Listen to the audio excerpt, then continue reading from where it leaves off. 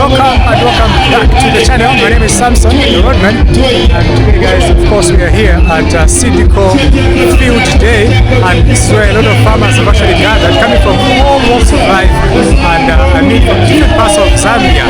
So the Republican President, Mr. Hakainde Hichilema, is actually going to be addressing the farmers.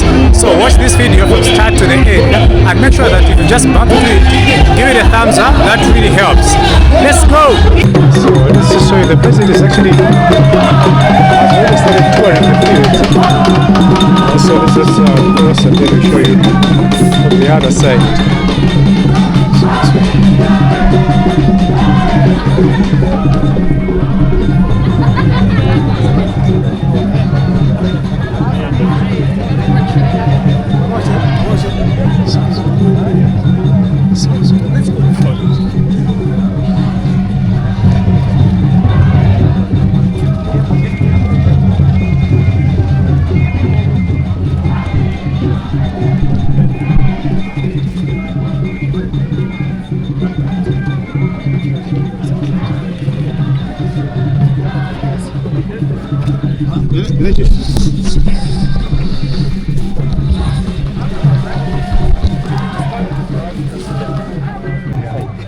You guys come this side.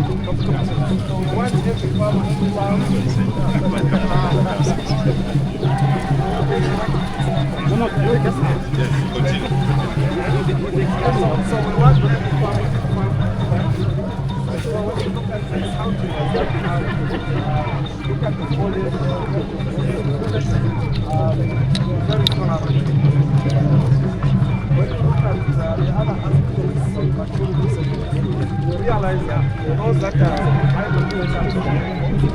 areas that are drier, those that are wet. So the varieties that we have, this one, this is fine, it's already senescent, it's very What is senescent? oh, yes. So senescent is good means that don't get full maturity, and that doesn't help you. Thank you so much. Yeah, so it's gray area, and you can also do well because places like the southern part of the country. But this is fine, it's cross-country. So even when girls with the leader is developed skills, we also look at adaptation. Why the cost? That's well. No one is a product that will be one that those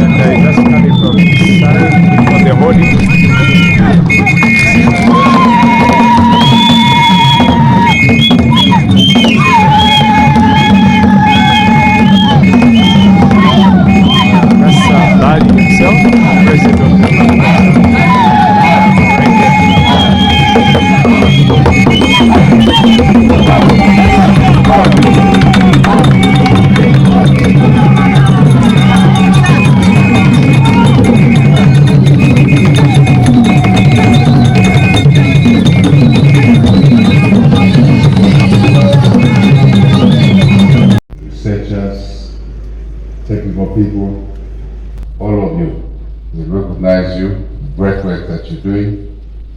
Let me acknowledge the presence of farmers for whom this field day matters the most. Farmers, small, all sizes of farmers.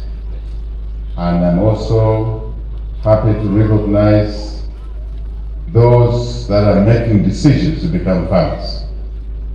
I was saying in the tent there that farming is not what you do because you are retired. You start farming early. Early. It's profession, it's a business. You grow with it. You wait for retirement, you'll be too tired to start farming, especially to uptake the technologies that are essential to improving, for example, yields.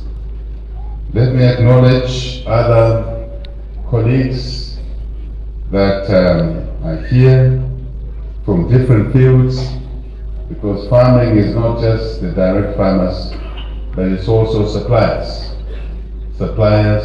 of goods and services to the agricultural sector.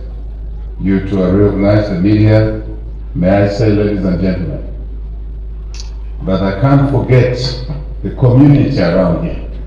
The community around here who are part of CITCO, this ecosystem in this vicinity. We recognize you. Even by the sheer fact that they are taking care of this asset, we appreciate.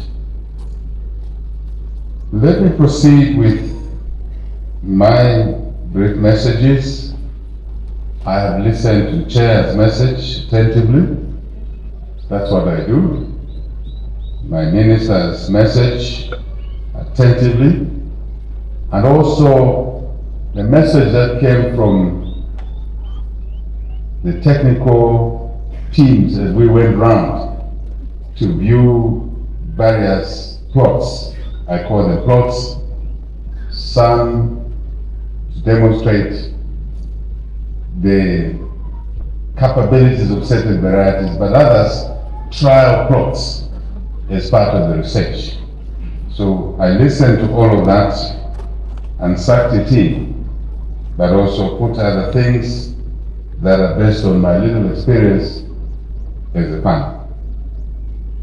Mr. Chairman, let me say it's a pleasure, truly a pleasure, to officiate at this year's Field Day.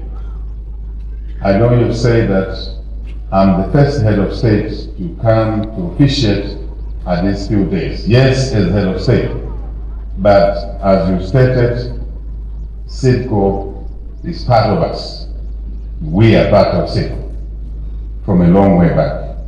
So we're very delighted that I come today in my role as the servant of the people to officiate at the 2026 CITCO Field Day. Thank you for inviting me. Sometimes presidents take it for granted that they're entitled to be guests of honor everywhere. It is not true. So we appreciate the invitation, Mr. Chairman. Madam Bonani, we appreciate the invitation. Yes, you have articulated well the theme of this year's Field Day, Innovation for Sustainable Productivity. Productivity is one of our major challenges in agriculture. In our quest, Minister, as you articulated, to achieve the 10-1-1 vision. The 10-1-1 vision, 10 million tons of maize, 1 million tons of wheat, 1 million tons of soybean. To achieve this 10-1-1 vision, there are many things that we need to do as a sector, as an economy, country. But one amongst those important things is higher levels of productivity. We are too inefficient in this economy, generally in different sectors. But specifically in agriculture, there is no reason why with the technology available, connectivity, digital platforms, applications, apps, as the young people call them, but also the advancement in education overall, and also the availability of data from across the world through on our fingertips to know what Vietnam is doing in agriculture, to know what Brazil is doing, the big boys in Brazil and Argentina, to know what other countries are doing on this continent. It's on our fingertips because of connectivity, global connectivity. There is no reason why somebody whose preoccupation is farming to produce less than 2 tons per hectare of maize. It is not right. And I think the theme is correct, that we need to be innovative so we can deliver higher yields of productivity. I think we should apply our minds properly, deeply, extensively. I am talking about benchmarking here. Why is it other farmers can do what we're not doing here? Why are we cutting more trees to increase the hectares? We don't need to do that because the fields that we have can give us 3, 4, 5 times what we're producing, and we can save the trees given climate change challenges that we face by utilizing the 1 hectare we have already cleared, 2 hectares, 5 hectares. Just imagine, you produce 1.8 tons per hectare, but through what CITCO and others are doing, and other applications, other facilities, you can raise this to 5, 6, 7 tons, 8 tons per hectare. You've tripled, more than tripled your production on the same hectare, and you produce more. We'll have food security at the household level. We will have enough excess crop to sell to those in the urban settings. We will have more than what we need to sell for domestic consumption. We will have enough to sell to the neighboring countries and beyond SADC, to East Africa, to West Africa, to North Africa. This country has every endowment, every element of the endowment to realize our dream of being the food basket for the rich. Everything is here. So why are we not achieving that?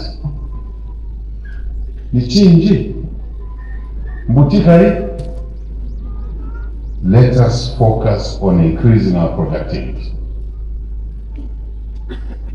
And I will cover a few things that requires us to put together in a basket.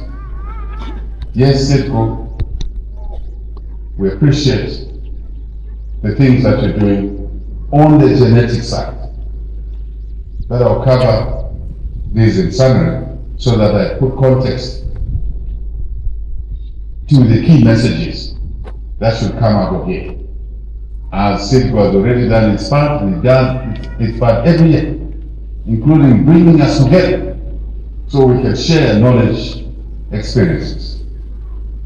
So yes, we must tick the box that we need to increase productivity at all levels of farming, micro, small, medium, large. We must sing that hymn of higher productivity as we go in our fields, and it will become embedded in our gray matter, our subconscious, that it's not just going to fields, it's going to fields doing what is necessary to improve productivity, and everything will fall in place. 10-1-1 vision will be achieved with higher productivity. I see people always club production and productivity. The two are slightly different. Productivity connotes efficiencies,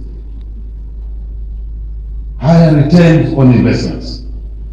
And when we have higher productivity per hectare, for example, maize, wheat, soybeans, we can then roll out to the overall increase in production. But the key is higher levels of productivity first, even at half a hectare and 1 hectare. And most families, for their own food security, don't even need to plow or to plant more than a hectare. A family of 8, 10, how much mshima do you eat per year? You see what I mean? So 1 hectare is enough to produce food for yourself. The second, third, fourth, fifth hectare are for business. That's the way we should look at it. For my sins of the past, let's stop looking at farming as a pastime. Farming is a business. In Pindu, November, big business. I was saying to my colleagues in the tech there that for years a fellow like me was ridiculed when I entered politics because a farmer was viewed to be dull, unintelligent, incapable of leading a country. How can you connect things so wrongly? And I say, one family in America has produced presidents of America, father and son, and both of them are Texan farmers. George Bush Sr., rancher farmer. George Bush Jr., son, rancher and farmer from Texas. Here, we consider farmers as low-class people. But every breakfast you are eating, you just look for salt to add. Every lunch, nigga, you don't lunch. That's it, you have lunch. But you ignore where that food is coming from. You demean dinner. Kachedo kazima. Wangu kazima karibu. Some husbands even fight their wives for cooking late. Then you start in your imagination thinking that farmers are lesser class people. We must move out of that ignorance. No farmer, no food, no future. Simple. No farmer, no food, no future. See what this government is doing. After introducing free education, we realized it was not enough. We had to remove examination fees. We realized it was not enough. We had to employ more teachers. We realized it was not enough. We had to build more classroom space. We realized it was not enough. We had to build more water and sanitation facilities. We still realized it was not enough. We gave meal allowances. We realized it was not enough. We had to bring the school feeding program in order to complete the story of freedom.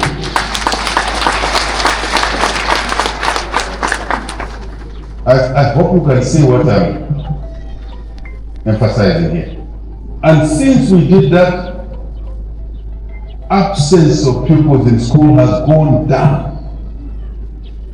Are you surprised that since independence, last year, 2025, with this combination of measures, including feeding our kids and meal allowances restored, we now have the highest pass rate in the public schools ever.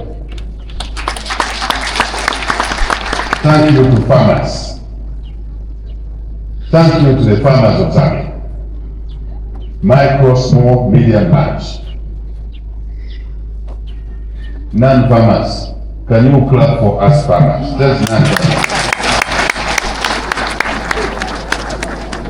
Mtanderes, ziko mkwambe, kwa totela mko. Tataizi ya tosali, taonga shomeni.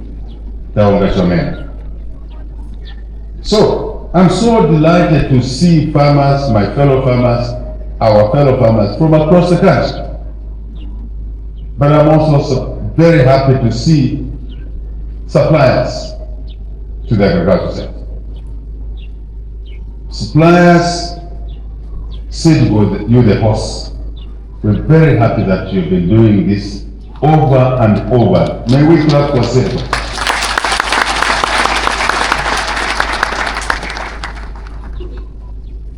Ibe baku East Dimakambati uzakolola zomwe unabyala.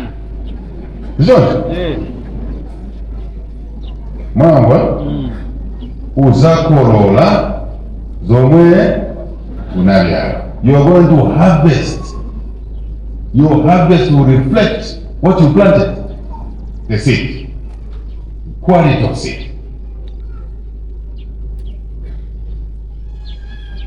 So,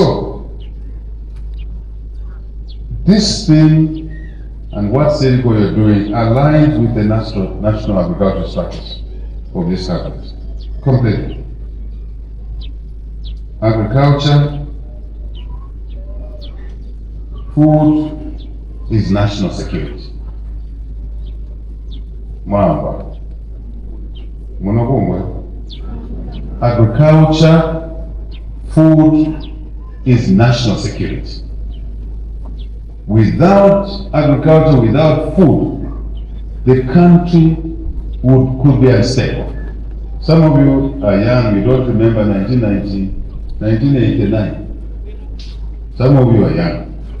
Muziberenga, mleishi wotuntu. Muziberenga, 1988-89. The food shortages in this country signal the change of government. That's why your government worked very hard during the drought, the West drought in living memory. And this president declared that nobody would die of hunger. And truly across the country, we were able to marshal resources, skills, platforms to ensure that everybody had food to keep them alive during the difficult year of hunger. So food, agricultural food is national security. It's stability of the nation. Even munganda na mwinabo toletija kulya tajibulemeka kubulemeka mugaita. Ngati zubweza vakudya mamuna mpanganda akazi vakuonera mwinamo. Ati tali mlombana. Usama wakuroge, tali mlombana.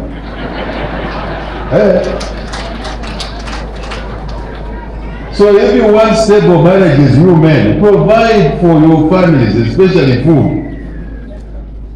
You can have no Colgate in the house for a day or two, but you cannot afford to have no food for 2 days in the house. The blanket may be torn in the house, but you will survive, your marriage will survive. But if there is no food, your children start going to the neighbors. So Sidgo, this is how strategic your business and the work that you do, together with other state companies. I make the point that agriculture, food is national security. Absence of it, the flip side is national insecurity. So we appreciate the work you are doing, the research and development, the investment that you make. Just this shade that we're sitting in. I was asking my colleague, Mr. Kavaya, what do you use this shade for? I'm inquisitive myself. That's how God created. I want to learn, I want to know more things. So what do you use this shade for when there's no day like this? He said, we use it for training. Training, skills. Before you buy that seed, including what we've launched today. And by the way, let's congratulate Sidco for the launch of the Before you can see that variety launched, there was a lot of work behind. Science, right? Genetics, training, in addition to classroom training, through school, college, training here. Then plots there, pilot plots. And again, more training, more research, yes or no to this combination. Lots of biology there. And then we can talk about a variety like this. It comes out of a lot of work. So we farmers must not waste the seed. When we spend money on the seed, or the government gives you seed through FISIP, osa unonga mbeu. Osa pasa nkugu mbeu. Give the nkugu the ordinary maize, not seed. After all, it's treated, But even if it were not treated, that seed is more valuable than the ordinary chimanga. I hope we are together. Got the deal for food security, national security. I'm also happy that SIDCO, you are engaged in skills transfer. Skills transfer. The ambition of higher yields, very important. Celebrate that. The revival of agriculture after the drought. I want to thank the farmers across the country for what you did. Immediately after the drought, President encouraged even civil servants. I want to declare, announce here that there is a financing institution under the civil service, in the civil service, that lends money to civil servants. When you elected us in office, I looked at it and I changed this paradigm. First, the interests were, I think, 19 or so percent. We dropped the interest rate to 9%. From 19 to 9%, around there. What else did we do? The president said, don't lend money to these civil servants to buy fridges, to buy cars. Lend money for them to buy tractors, to buy seed, to buy implements, so that they too can be productive. And a number of them went into production after the drought, and we had again the largest maize production since independence immediately after the drought. May we clap for the farmers. So we celebrated. Our vision of being the regional food basket is in sight. Those who thought it's distant, is far away, Kule, it is now in the vicinity. So we have a new challenge, marketing, offtake. So your government is working hard to ensure that we find a market for you. Private sector, we should work together to offtake what farmers produce after good seed varieties. They produce higher yields, we should expect higher production. So we must work as one ecosystem to offtake the produce. As much as possible, process it here. And I'm here to reinforce what I've said already, Chairman Kawai, that this government will not close again the Zambia DRC border. We want that border open continuously. When we close that border, we lost the market for meal to South Africa. People don't understand these things. And a lot of people were throwing stones at me when, during the drought, I said, we are not going to shut the border. Because they wanted this president to send soldiers to shut the border. I said, what sort of thinking is that? When we reach 4 million tons, last year, 3.7 million tons, we're already sitting on too much maize. And I told people, what do we do when we achieve our 5 million, 10 million tons? We need the markets in the region. I said, sasa wazame nani mcheka umecheshi. Ama kuenda kukalculate malingo. We use a calculator to realize when we increase our production, we need offtake markets in Congo, in Malawi, then we calculate. So let us tolerate each other and learn something from each other. We shut the markets 10 years back. And South Africa now took over our milk market in Katanga, Lualaba, and Tanganyika. So we are now coming from behind Chairman Chancellor, to reclaim our market, and there's a cost to that. So no more opening markets into the regional countries. We just want to organize market arrangements. Organize so that there's no smuggling. Let's consider the smugglers as our customers. Let's make our produce available for them in the ordinary way, so they don't have to move it in the night. And then we ask the military to cordon. So that's what we're working on now, to have structured markets.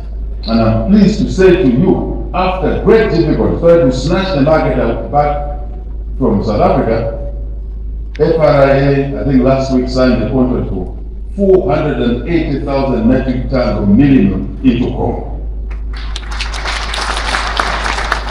I think for you, Koila and others who like numbers like me, it means actually close to 600,000 metric tons of maize in order to mill 480,000 metric tons of milling. Value-added product, keeping our milling jobs here, yes, production jobs here. That's the agenda. That's the agenda. So I'm inviting citizens that when your government is exposing a vision, pay attention. Temporal drought, hunger should not lead to closing markets, because you need those markets. Otherwise, someone takes away those markets. Then we come from behind.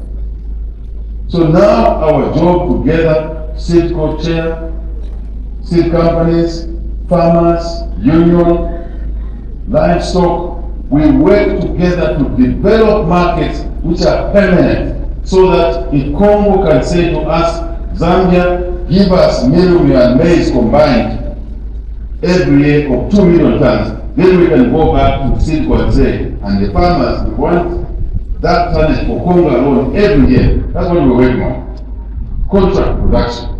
Then Sidco, more seed. Then everybody's happy. But all the time we secure the domestic demand, domestic markets. We feed our children first, then we feed other people. But we do need other people to grow this economy. Is that difficult? Is that understanding difficult? So why should we quarrel and call each other names? I hope I'm making a point. I think we've already talked about the impact of Sidco as chairman, and I'm very pleased myself that in the early years we were able to work together with this chairman and other people, even moving to this site. A lot of people thought it was crazy, moving from the headquarters location in Makeni area there. Makeni, that's Makeni. But see what this place is now. Look at the pilot plots there, trial plots. There was nothing like that. Here, there's a lot. And that also has an infectious effect that the farmers around, I'm sure they've converted, a lot of farmers around now can do seed. Then, more benefits. So thank you to Sidco. I'm very happy to hear your online shop. Online shop, very important. And by the way, you heard, and I just want to repeat what we said. Cabinet last week sat and approved a 24-hour economy. We want the purchase of seed to continue for 24 hours in a day. That's how you grow the economy. And I've seen my friends, competitors in the opposition say, Hakainde Hichilema, Boza, security issues. As we declared free education, we realized that we brought back to school 2.5 million children. We then allocated money to build more classrooms and to buy desks. I didn't even mention the desks. It is a trigger visionary decision, then that leads us to pattern up the weak areas. But we don't fail to pronounce the vision and you are waiting until everything is in line. No, that vision is what will drive now more investment in security to protect our people over the 24-hour economy. I believe that factory, where was it? The seed factory in Tuba. This side, it should be working 24/7. Shifts. If it's not working with shifts, that way we're taking a one night.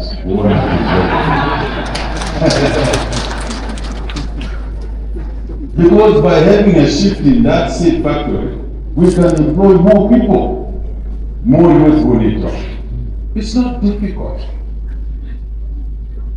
One of my colleagues, when we were at AU meeting, we had coffee together. So the economy is struggling, right? Just like where we were in 2021. It's struggling. So, and he's older in the presidency than me. He's been there 10 years, I think he's in his third term. He said, what magic are you playing, HH? I said, there's no magic. What we're doing are just ordinary, necessary things. It is small issues like not to cross the border again, so we can have a permanent market which will work backwards if the field produce more waste. It's those things. It is the things around debt restructuring, it's the things around reforms, energy reforms, reforms in electricity and petroleum. Look at our price of fuel now. We are almost the lowest in the region, but we don't produce fuel. It's because of the reforms we put in there, open access. I know most of you don't see this thing. We need a fair price fuel in order to lower the cost of producing maize and other things. So my colleague was saying, look, what magic are you doing there? We are struggling here. I said, Ulimbe boy, Obviously, he's my colleague, he's my senior in the presidency, so I gave him a few things that we're doing. We all face the same drought, but we're able to rebound on electricity and on food production because of the push and the reforms in agriculture and health. So I think it's important that we work as an economy with a shared vision of where we want to go. So I'm happy with the online shop, with the 24-hour economy. I think it's also important that the continued investment CITCO is making must be applauded, and your leadership, chair, management, well appreciated. I want to say to you that the issues of leadership should not be underplayed. You come here and see what CITCO is doing. It's about leadership. Everything has to do with leadership. Everything. You can have the money, you can have the seed, you can have the farm, you can have the water. If there's no leadership, proper leadership, it doesn't work. And this country must place a premium, a high premium on leadership and the quality of it in all areas, even in traditional leadership. Where the chief is not active in the chiefdom, people are quarreling every day, adultery every day. And no, where there is leadership, there is dialogue, there is reconciliation, there is bringing people together. I'm a headman, I know what goes on in my village. Yes, I'm a standing headman, but I get involved. Leadership is paramount. I hope the country will pay attention to that. Let me also simply say, your varieties have made a difference. Continue doing what is right. Government policy of the comprehensive agricultural transformation support program is aligned to what we are doing here today. And we are talking about total agriculture. Colleagues over there, we are talking about total agriculture. Agriculture is not in isolation. It's not just seed. Yes, it's seed. But we are talking about total agriculture, genetics,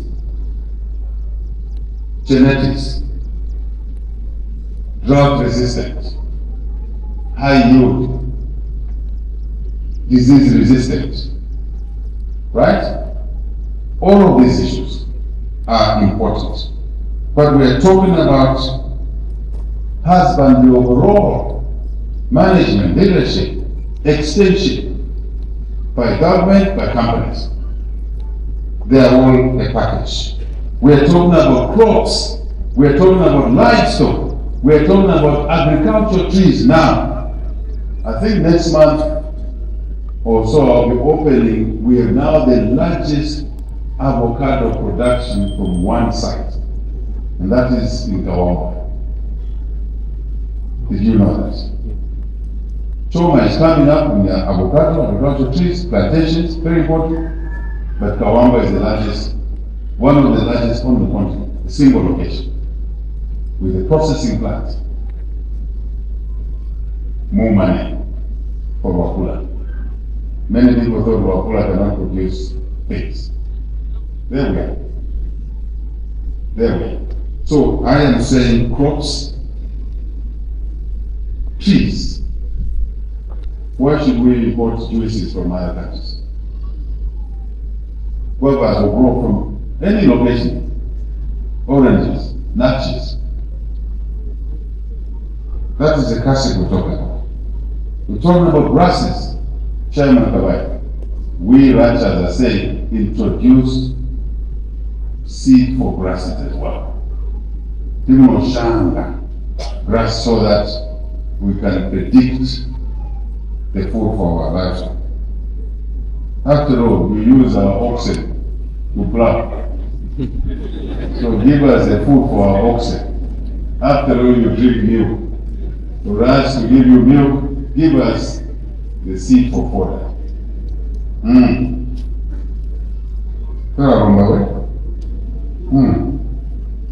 Water harvest, very important. Water harvest, very important. For irrigation, precision irrigation, very important.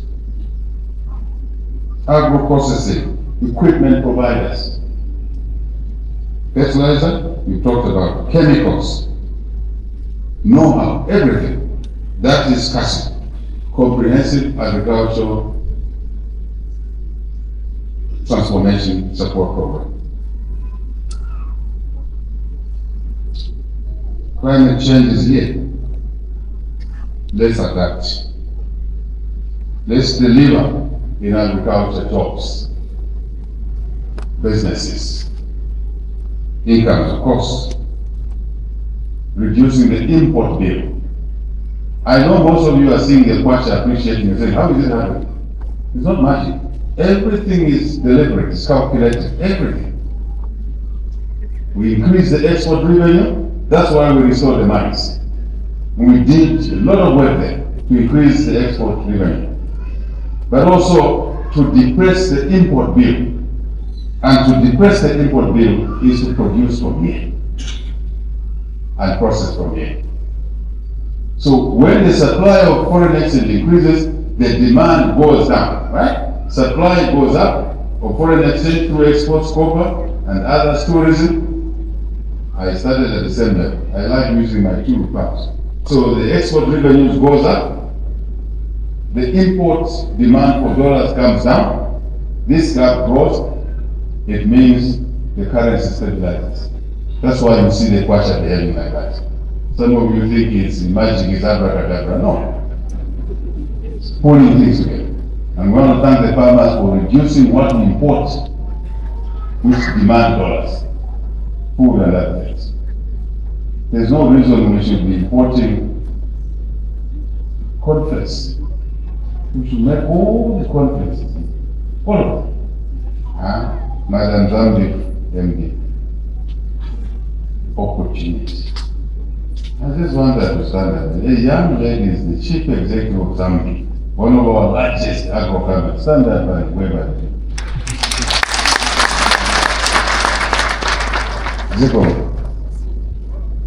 So, that is the issue. I say climate change is here, let's adapt. Digital is part of the theme, technology, research, productivity. To encourage farmers to do what is right. As a government, we commit to strong public-private partnership. And I want to comment, Mr. Chairman, here. Fighting crime in agriculture is priority number 1 now. You don't want people to come and take the maize there, which is on trial plots, because it will distort the research going. Crime, fake seed, theft of equipment, theft of livestock. I am pleased to tell you that we'll be further enhancing the legislation in two aspects. One, we are taking agriculture, livestock as energy assets, as economic assets.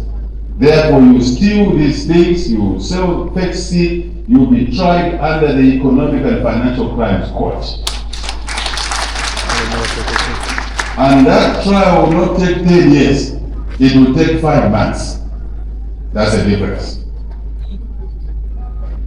Quick trial, and if you're found guilty, second issue, stiffer punishment.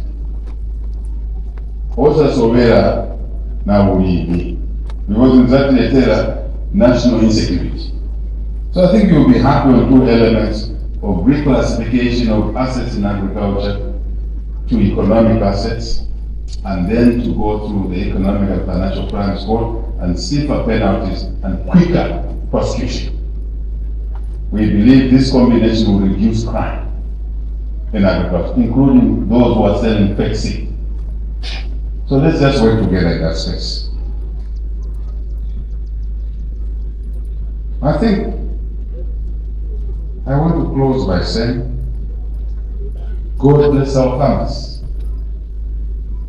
Micro, small, medium, large. God bless our farmers.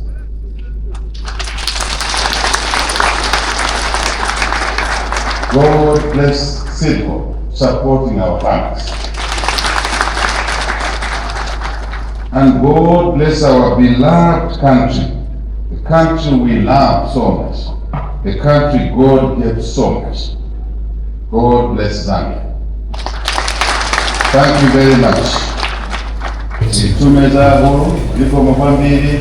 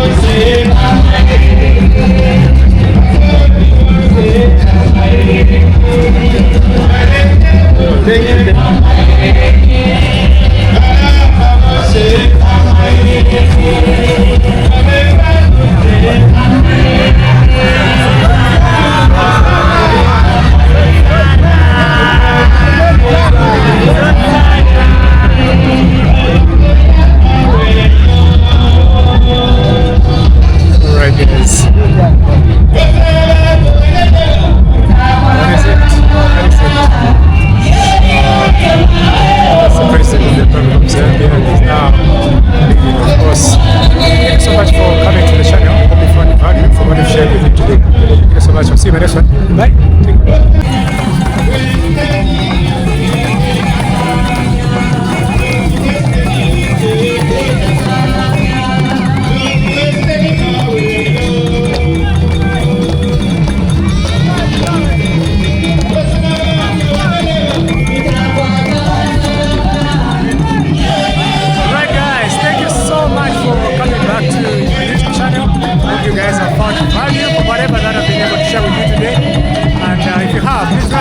Press the like button, subscribe if you haven't. I'll see you in the next one. Bye.